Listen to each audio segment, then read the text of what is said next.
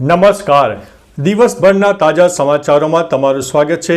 તમારી સાથે હું છું પિનલગીરી ગોસ્વામી. સમાચારો વિસ્તારથી જાણીએ એ પહેલા મહત્વના સમાચારો ઉપર એક નજર. જૂનાગઢમાં જટાશંકર જંગલમાં 150 લોકો ફસાયા. જાપાનમાં 5.57ની તીવ્રતાનો આવ્યો જોરદાર ભૂકંપ. સ્વામિનારાયણ મંદિરમાં જુગારધામ ઝડપાયું. સિંગોડા ડેમ 86% ભરાતા 2 દરવાજા ખોલવામાં આવ્યા. સતત ત્રીજા દિવસે મેઘરાજાએ ગુજરાતને ગમરોડ્યા. વીજળી પડતા 3 સંતાનોના પિતાએ ગુમાવ્યો જીવ. ટ્રેડ ડીલ સંકટમાં, ટ્રમ્પની ભારત મુલાકાત રદ કરવામાં આવી છે. જન્માષ્ટમીએ વલસાડમાં મેઘરાજાનું જોરદાર આગમન જોવા મળ્યું. જમ્મુના કઠુઆમાં વાદળ ફાટવાથી વિનાશની શક્યતા. ગ્રામજનોનો MGVCL કચેરીએ મોટો હોબાળો જોવા મળ્યો. સાબરકાંઠામાં વરસાદી માહોલ. કિસતવાડ બાદ કઠુઆમાં પણ આભ ફાટ્યો. એલ્વિસ યાદવના ઘર ઉપર ફાયરિંગ. હવે મિત્રો સમાચારો વિસ્તારથી. ગુરુગ્રામમાં યુટ્યુબ ઇન્ફ્લુએન્સર અને બિગ બોસ વિજેતા એલ્વિસ યાદવના ઘર ઉપર ગોળીબાર થયો છે. અજાણ્યા હુમલાખોરોએ સવારે 5:30 થી 6 વાગ્યાની વચ્ચે આ ઘટનાને અંજામ આપ્યો.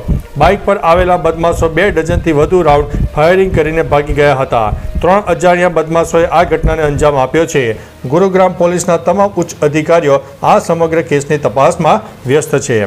મિત્રો, અન્ય મહત્વના સમાચારની વાત કરીએ તો જમ્મુ કાશ્મીરના કિસતવાડ પછી હવે કઠુઆ જિલ્લામાં આગ ફાટવાની ઘટના સર્જાતા ભારે જળબંબાકાર થયો છે. મળતી માહિતી મુજબ 4 લોકોના મોત પણ થયા છે અને 6 થી વધુ લોકો ઘાયલ થયા છે. રેસ્ક્યુ ટીમોએ તાત્કાલિક કામગીરી શરૂ કરી છે, પરંતુ અનેક ગામડામાં રસ્તાઓ ધોવાઈ જવાથી સંપર્ક વિહોણા થઈ ગયા છે. પૂરની પરિસ્થિતિને કારણે લોકોમાં ભયનો માહોલ છે અને પ્રશાસન અત્યારે રાહત અને બચાવ કાર્યમાં લાગી ગયું છે. મિત્રો, અન્ય મહત્વના સમાચારની વાત કરીએ તો સાબરકાંઠામાં વરસાદી માહોલ. સાબરકાંઠા જિલ્લામાં વરસાદી માહોલ જામ્યો છે. હિંમતનગરમાં 17 મિલીમીટર અને તલોદમાં 5 મિલીમીટર વરસાદ નોંધાયો છે. હિંમતનગરના નીચાણવાળા વિસ્તારો, ટાવર ચોકથી રેલવે સ્ટેશનના રસ્તા અને સ્ટેશનના પ્રવેશદ્વાર સુધી પાણી ભરાયા, જેનાથી મુસાફરોને ભારે હાલાકી થઈ છે.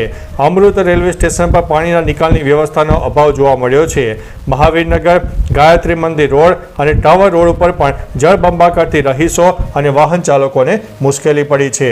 મિત્રો, અન્ય મહત્વના સમાચારની વાત કરીએ તો ગ્રામજનોનો MGVCL કચેરીએ હોબાળો. ગુજરાતમાં શ્રાવણ માસના તહેવારોની ઉજવણી વચ્ચે વડોદરાના નરસિંહપુરા ગામમાં વીજ પુરવઠો ખોરવાતા લોકોમાં રોષ ફેલાયો છે. સાતમ આઠમના મેળાની મોજ વચ્ચે વીજળી ગુલ થતાં રહીશોએ વાઘોડિયા ખાતેની વીજ કંપનીએ કચેરીએ વિરોધ કર્યો હતો. અધિકારીઓની ગેરહાજરીથી લોકોએ સૂત્રોચ્ચાર સાથે હોબાળો મચાવ્યો. નરસિંહપુરા અને આસપાસના ગામોમાં વીજ પુરવઠાની સમસ્યાને તહેવારોની રોનક ઝાંખી કરી હતી, જેનાથી લોકોમાં આક્રોશ વધ્યો છે. મિત્રો, અન્ય મહત્વના સમાચારની વાત કરીએ તો જમ્મુના કઠુઆમાં વાદળ ફાટવાથી વિનાશ. જમ્મુ અને કાશ્મીરના કિસતવાડ પછી કઠુઆમાં વાદળ ફાટવાની ઘટના બની. જિલ્લાના જોડ વિસ્તારમાં વાદળ ફાટવાથી ભારે વિનાશની શક્યતા છે. ઘણા ઘરો કાટમાળની ઝપેટમાં આવી ગયા છે. જમ્મુ પઠાણકોટ રાષ્ટ્રીય રાજમાર્ગનો એક ભાગ કાટમાળની ઝપેટમાં આવી ગયો છે. હાલ નુકસાનીનો અંદાજ લગાવવા મુશ્કેલ છે. રાહત અને બચાવ કામગીરી પૂરજોશમાં ચાલી રહી છે. મિત્રો, અન્ય મહત્વના સમાચારની વાત કરીએ તો જન્માષ્ટમીએ વલસાડમાં મેઘરાજાનું આગમન થયું. હવામાન વિભાગની આગાહી અનુસાર વલસાડમાં જન્માષ્ટમીના પવિત્ર પર્વે મેઘો મહેરબાન થયો. શહેરમાં સાર્વજનિક કૃષ્ણ જન્મ મહોત્સવની ઉજવણી દરમિયાન કૃષ્ણ ભક્તો વરસાદમાં ભીંજાઈને ભક્તિમાં લીન બન્યા હતા. ઉમરગામ તાલુકામાં સૌથી વધુ 23 મિલીમીટર વરસાદ નોંધાયો છે. વાપીમાં 16 મિલીમીટર, કપરાડામાં 14 મિલીમીટર, પારડીમાં 7 મિલીમીટર, વલસાડ અને ધરમપુરમાં 2 મિલીમીટર વરસાદ નોંધાયો છે. મિત્રો, અન્ય મહત્વના સમાચારની વાત કરીએ તો ટ્રેડ ડીલ સંકટમાં, ટ્રમ્પની ભારત મુલાકાત રદ. ભારત અને અમેરિકા વચ્ચેની ટ્રેડ ડીલ મુશ્કેલીમાં છે. અમેરિકાએ 25 થી 30 ઓગસ્ટે નવી દિલ્હીમાં થનારા વેપાર પ્રતિનિધિ મંડળની મુલાકાત મુલતવી રાખી છે. આ કારણે ભારત સાથે પ્રસ્તાવિત દ્વિપક્ષીય વેપાર કરાર પર 6ઠ્ઠા રાઉન્ડની વાટાઘાટો પર મુલતવી રાખવામાં આવી છે. આવી સ્થિતિમાં ભારતને ટેરિફમાં રાહત મળે તેવી શક્યતા ઓછી છે, જોકે હજુ સુધી તેની સત્તાવાર પુષ્ટિ કરવામાં આવી નથી. મિત્રો, અન્ય મહત્વના સમાચારની વાત કરીએ તો વીજળી પડતા 3 સંતાનોના પિતાએ ગુમાવ્યો છે જીવ. બનાસકાંઠાના વાવ તાલુકાના ખીમાણા પાદર પાસે ગામે વીજળી પડવાથી એક યુવકનું મોત થયું છે. આ ઘટનાથી સમગ્ર પંથકમાં શોકની લાગણી ફેલાઈ ગઈ છે. મૃતક યુવક નામ નરેશ ઠાકોર હતું, જેની ઉંમર 30 વર્ષની છે. તે મૂળ સુઈગામ તાલુકાના મામડા ગામનો વતની હતો અને ખીમાણા પાદર ગામમાં ભાગ્યા તરીકે કામ કરતો હતો. તેના અચાનક મૃત્યુથી તેના માસૂમ બાળકોએ પિતાની છત્રછાયા ગુમાવી છે. મિત્રો, અન્ય મહત્વના સમાચારની વાત કરીએ તો સતત ત્રીજા દિવસે મેઘરાજા ગુજરાતને મહેરબાન થયા હતા. ગઈકાલે 17 ઓગસ્ટે હવામાન વિભાગે આગાહી કરી હતી તે મુજબ કેન્દ્ર શાસિત પ્રદેશ સાથે 8 જિલ્લામાં ઓરેન્જ અને 14 જિલ્લામાં યલો એલર્ટ આપવામાં આવ્યું. સાથે જ 21 ઓગસ્ટથી વરસાદનું જોર ઘટવાની શક્યતા વ્યક્ત કરાઈ છે. ઉપરાંત અમદાવાદ, બનાસકાંઠા, ગીર સોમનાથ, અમરેલી, પાટણ સહિતના જિલ્લામાં વરસાદ વરસ્યો છે. હવામાન વિભાગે રાજ્યમાં 20 ઓગસ્ટ સુધી મધ્યમથી ભારે વરસાદની આગાહી વ્યક્ત કરી છે.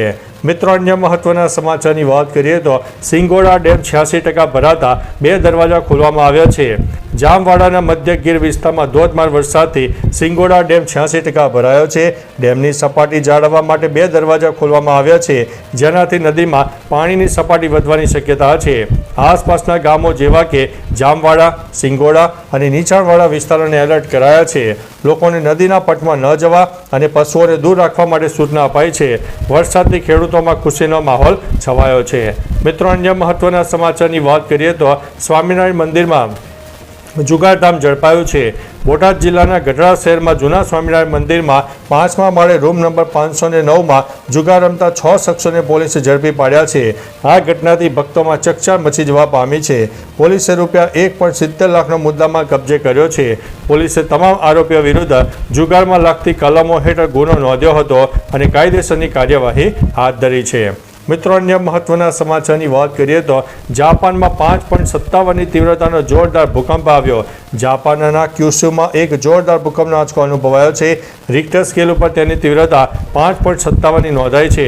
ભૂકંપનું કેન્દ્ર બિંદુ 10 કિલોમીટરની ઊંડાઈએ હતું. German research centre for Jio science અનુસાર ભૂકંપ સવારે 2 વાગ્યે અને 43 મિનિટે આવ્યો હતો. ઘણા વિસ્તારોમાં ભૂકંપ અનુભવાયો છે. જોકે પ્રારંભિક અહેવાલોમાં કોઈ મોટું નુકસાન કે જાનહાનિ નોંધાઈ નથી. મિત્રો, અન્ય મહત્વના સમાચારની વાત કરીએ તો જટાશંકર જંગલમાં 150 લોકો ફસાયા. જૂનાગઢ જિલ્લાના જાણીતા જટાશંકર જંગલ વિસ્તારમાં અનિચ્છનીય પરિસ્થિતિ સર્જાઈ. ધોધમાર વરસાદને કારણે જંગલના અંદરના ભાગોમાં આવેલા કોઝવે ઉપર પાણી ફરી વળ્યા. અંદાજિત 150 લોકો તેમાંથી પસાર થવા જતાં ફસાઈ ગયા છે. સ્થિતિની જાણ થતાં તરત જ વન વિભાગની ટીમ, સ્થાનિક તંત્ર અને રેસ્ક્યુ દળે ઘટના સ્થળે પહોંચીને પ્રવાસીઓને સલામત બહાર કાઢવાની કામગીરી હાથ ધરી છે. તો ચાલો મિત્રો, ફરીથી દેશ અને દુનિયાના સુપરફાસ્ટ સમાચાર લઈને મળતા રહીશું. ત્યાં સુધી અમને રજા આપશો. નમસ્તે.